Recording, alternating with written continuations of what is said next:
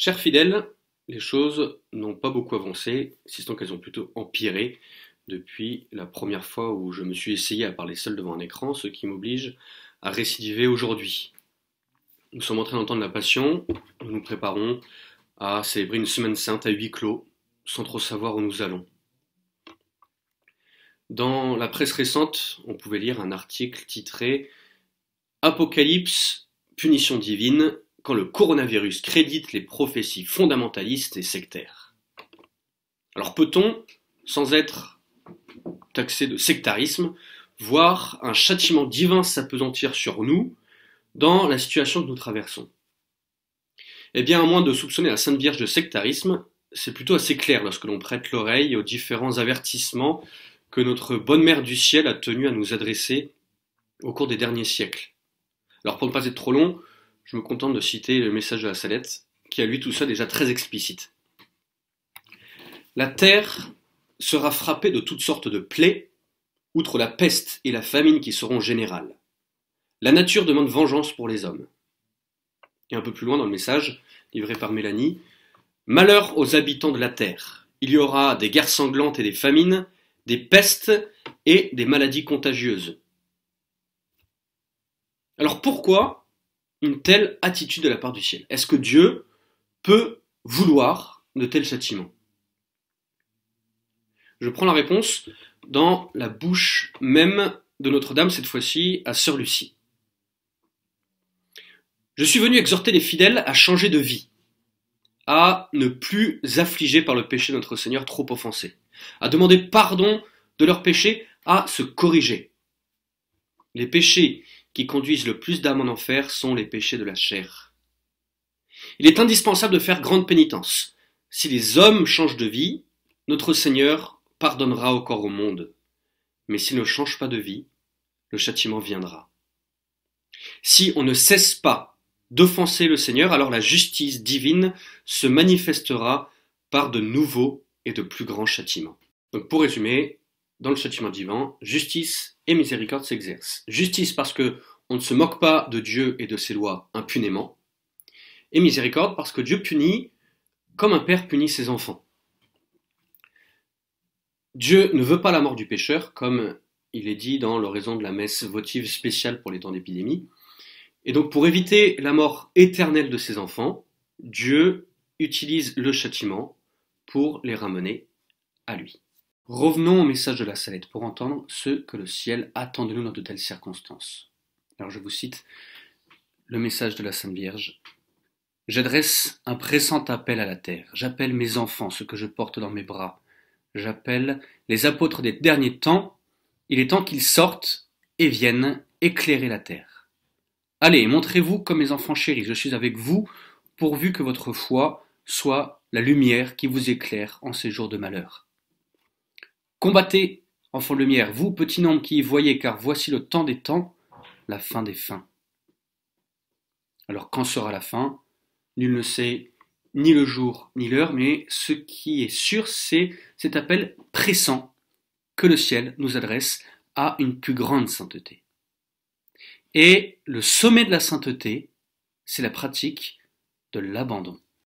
L'abandon. Voilà ce dont je voudrais m'entretenir à présent avec vous, et plus particulièrement l'abandon dans les biens temporels. Il y a des biens dans l'ordre temporel, la science, la santé, les richesses, la prospérité, les honneurs, les maux aussi temporels, la maladie, la pauvreté, les infortunes. Ces choses, ce sont celles dont le monde se préoccupe, et bien à tort, car il faut apprécier les choses d'ici-bas à la lumière de l'éternité. Et à cette lumière, le seul bien nécessaire, c'est Dieu. Et il nous arrive, nous, trop souvent, de mal employer les biens temporels lorsqu'ils nous détournent de Dieu. Ce ne sont pour nous que des biens secondaires, passagers, qui doivent servir d'appui pour marcher vers Dieu en soutenant notre vie corporelle. Et en cela, il est tout à fait légitime de les désirer, de les demander même dans la prière, de les rechercher. En revanche, Jésus nous interdit de nous en inquiéter. Exactement le même regard qu'il faut porter en ce qui concerne les maux de l'ordre temporel. Le mal absolu, c'est le péché, et les maladies, la pauvreté, les infirmités, toutes les autres afflictions, et même la mort, ne sont que des maux relatifs. Et dans le plan de Dieu, on peut même y voir certains biens nécessaires. Ces maux, dans leur temporel, sont pour nous l'occasion de réparer nos fautes, d'apporter un remède à nos infirmités spirituelles, et sont aussi source de grandes vertus et de mérites sans nombre. Alors, quand nous prions Dieu de nous délivrer du mal, et c'est ce qu'on fait dans notre Père, donc on peut le faire, on doit le faire, il faut exprimer cette alternative. Ou que Dieu diminue le fardeau, quand il est trop lourd à porter, ou alors qu'il augmente nos forces pour le porter. Cela selon sa volonté. Mais quoi qu'il arrive, il faut toujours demander en fin de compte la foi, la patience, tant que l'épreuve dure. Le but de Dieu, dans ces épreuves, c'est que nous pratiquions ces vertus de foi et de patience. En fin de compte, que ce soit dans l'usage des biens de la terre ou dans le support des maux temporels, le but est toujours le même, nous détacher de la terre pour s'attacher à Dieu. Et notre premier devoir est toujours la conformité à la volonté divine. Alors, quels que soient les fléaux, publics, privés, qui nous frappent, il faut se persuader que la Providence ne se résignerait pas à les permettre et à les envoyer, s'il n'était pas, entre ses mains, des instruments pour le salut des peuples et des âmes.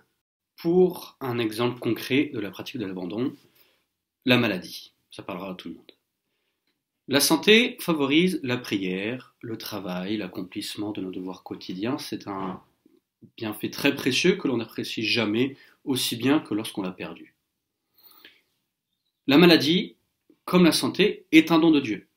Il nous l'envoie pour éprouver notre vertu, corriger nos défauts, nous détacher des choses de la terre et nous rappeler que le ciel est notre véritable patrie. Elle peut être un des instants les plus précieux de la vie, cette maladie.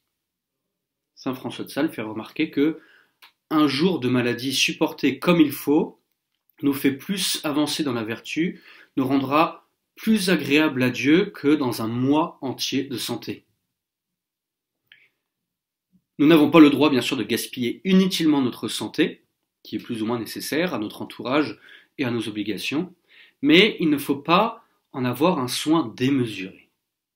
L'âme d'abord, le corps ensuite, comme disait Gemma Galgali. Peut-on se plaindre dans la maladie?